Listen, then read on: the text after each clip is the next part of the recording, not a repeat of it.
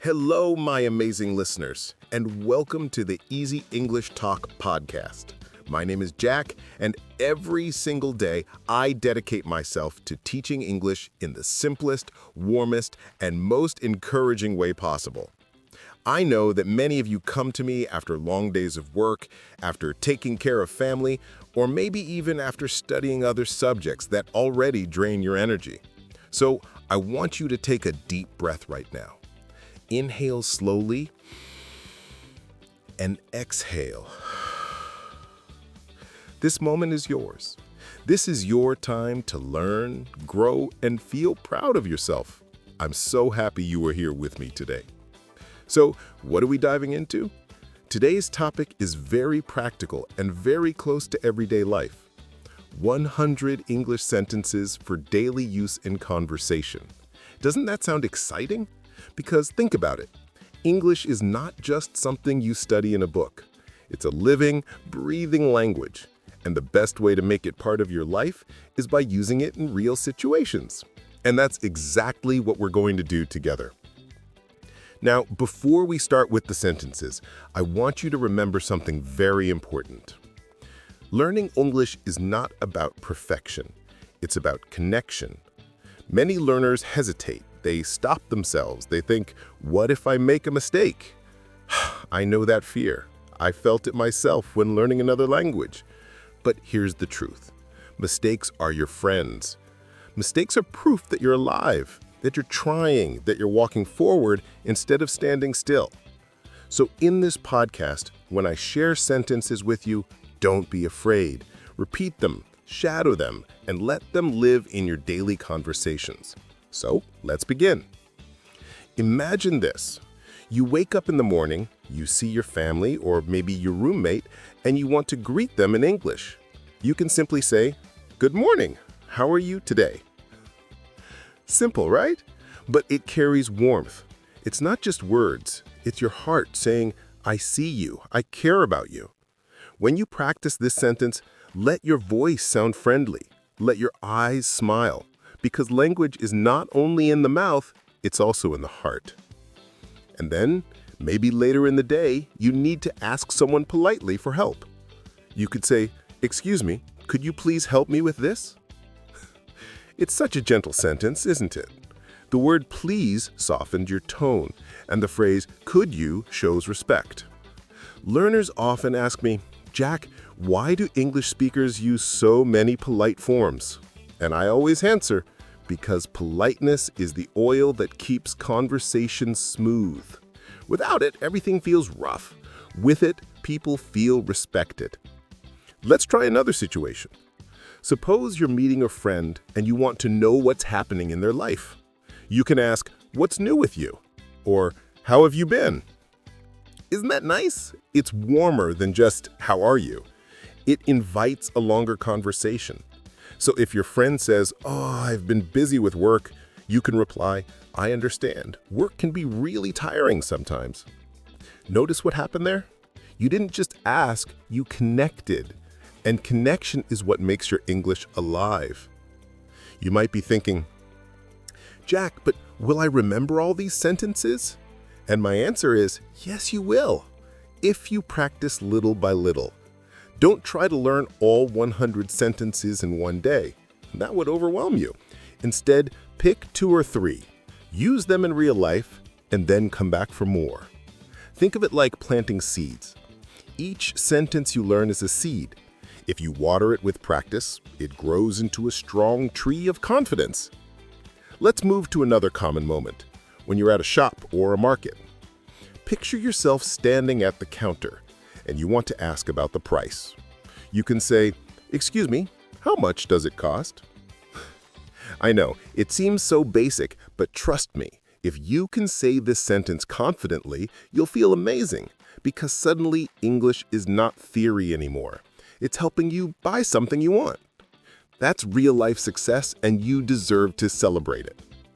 Now, imagine you're at a cafe, and the server asks, "What would you like?"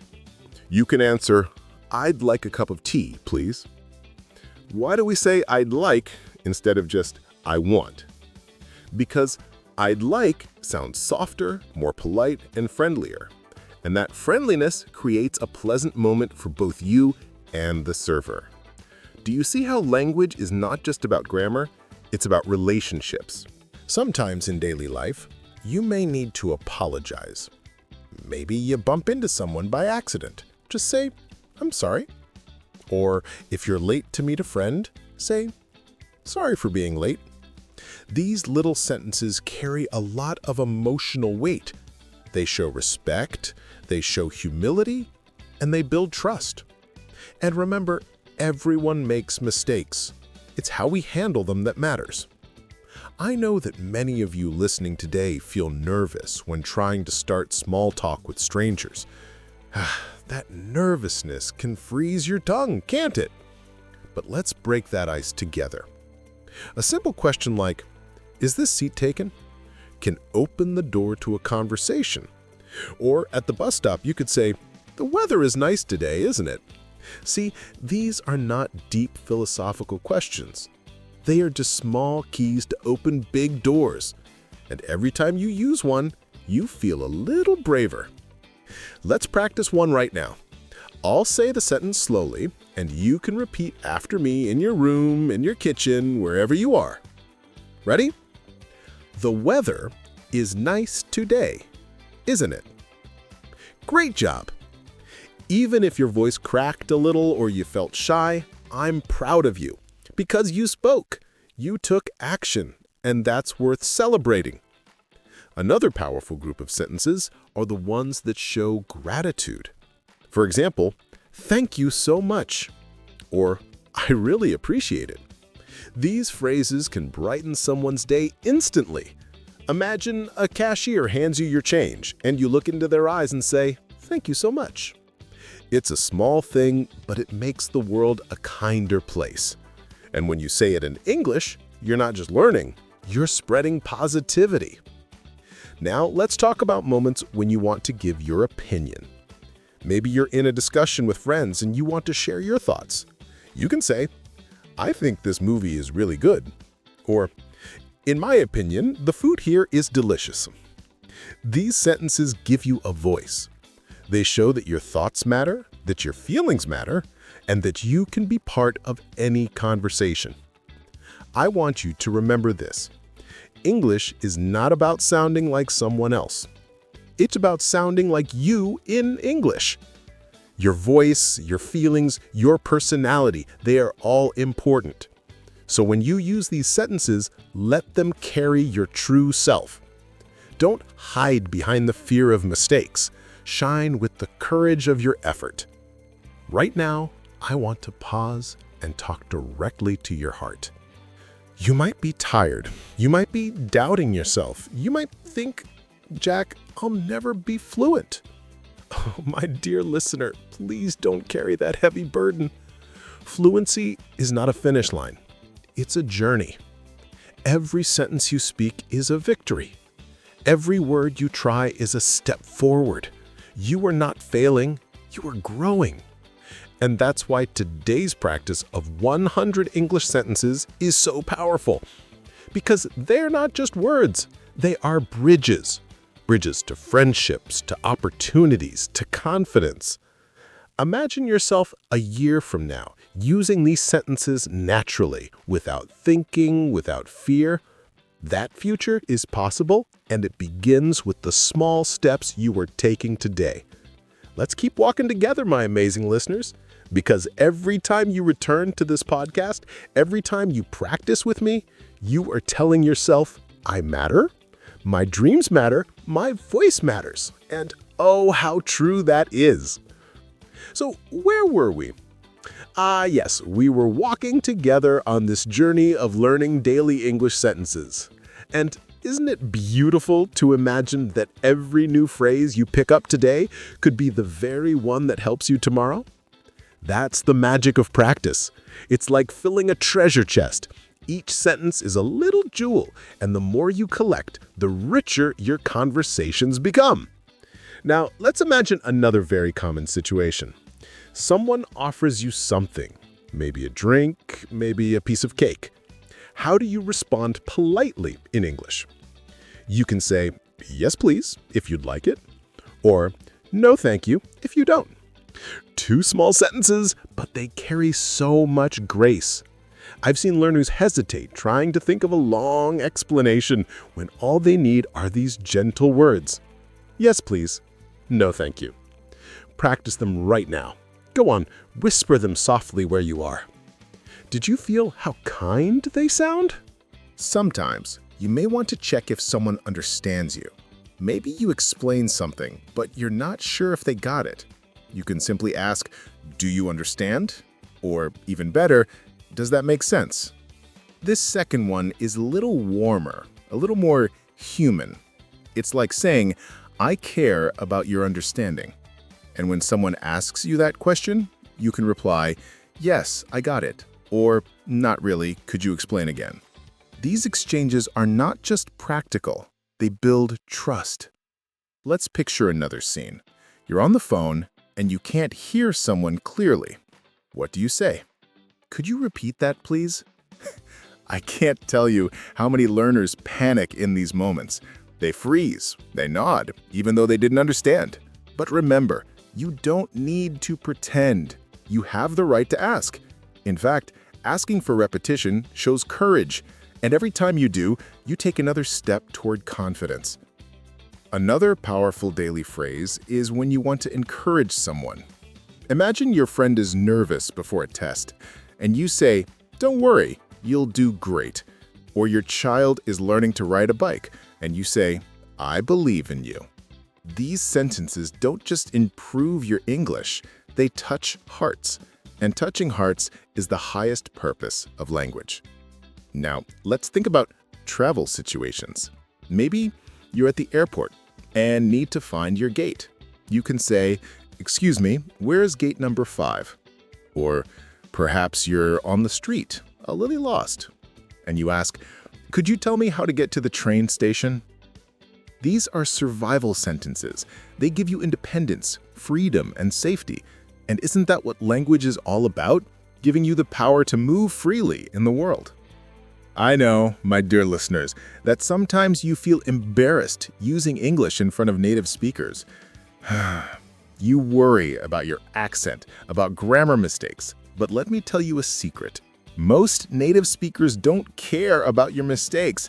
They care about your effort. They care that you reached out, that you tried to connect. And when you say something as simple as, excuse me, could you help me? You are showing bravery. Yes, bravery, because opening your mouth is an act of courage. Now, let's practice another emotional moment. When you want to comfort someone, maybe a friend is sad, and you say, I'm here for you. Or, everything will be okay. Can you feel the warmth of those sentences? They're short, but they can heal wounds. And when you use them in English, you're not only learning, you're spreading kindness. Imagine how amazing it will feel when these sentences start to flow naturally from your lips. You're at work, and instead of pausing nervously, you simply say, could you explain that again? You're meeting someone new, and you say, nice to meet you. You're leaving a shop, and you say, have a nice day. These are not just sentences, they're the building blocks of a new life. Let's take another common one. When you need a little time to think. Someone asks you a question, and you don't want to answer too quickly. You can say, let me think, or that's a good question. These little phrases buy you time, and at the same time, they make you sound natural. Even native speakers use them all the time. Sometimes, though, daily life also requires us to set boundaries. Imagine someone asks you to do something you can't. You don't want to be rude, but you need to say no. You can say, I'm sorry, I can't right now, or maybe another time. These sentences protect your time and your energy, and learning them in English helps you stand tall without hurting others. Another golden moment is when you want to celebrate someone. Maybe your friend tells you they got a new job. You can say, that's wonderful, congratulations. Or your child shows you a drawing, and you say, wow, great job. Can you imagine the smile you'll bring to their face? Encouragement in English is just as powerful as in your own language, and it makes your heart shine even brighter. Let's not forget one of the simplest, most human sentences. I love you, or I care about you. These words are universal, but when you say them in English, you expand your ability to express love across cultures. And love, my dear listeners, is the deepest reason we learn any language. Now, I want you to picture something. Imagine yourself 1 year from now, sitting in a cafe abroad, talking easily with a stranger. Imagine yourself on a video call for work, expressing your ideas clearly. Imagine helping a lost tourist in your city, saying, "Can I help you?" That future is not far away. It's waiting for you, and it begins with practicing these small daily sentences. I know, sometimes you get frustrated. You listen to yourself and think, "Oh no, my accent is terrible," or "I can't remember that word." But please don't be so hard on yourself. Even I, as a teacher, sometimes forget words in other languages I've studied. The important thing is that you keep going, that you pick yourself up, smile, and try again. Every stumble is part of your dance toward fluency. So tonight, before you go to bed, I want you to do one small thing. Whisper to yourself in English, "I am learning every day. I am getting better." Now, feel those words. Believe them, because they're true. You are learning, you are improving, and you deserve to be proud of yourself. My amazing listeners, I want to leave you today with this thought. Every word you speak in English is a light. It lights up your future, it lights up your courage, it lights up the path you're walking. Some days the light will feel small, like a candle. Other days it will shine like the sun. But no matter how bright or dim, it is always there. And as long as you keep practicing, that light will never go out. Thank you for sharing this precious time with me on Easy English Talk podcast. Remember, I'm Jack, and I'll be right here again, waiting to walk with you, sentence by sentence, moment by moment, toward the English life you dream of. Keep practicing, keep believing, and keep shining your light. Until next time, my dear listeners, stay brave, stay kind, and never stop speaking.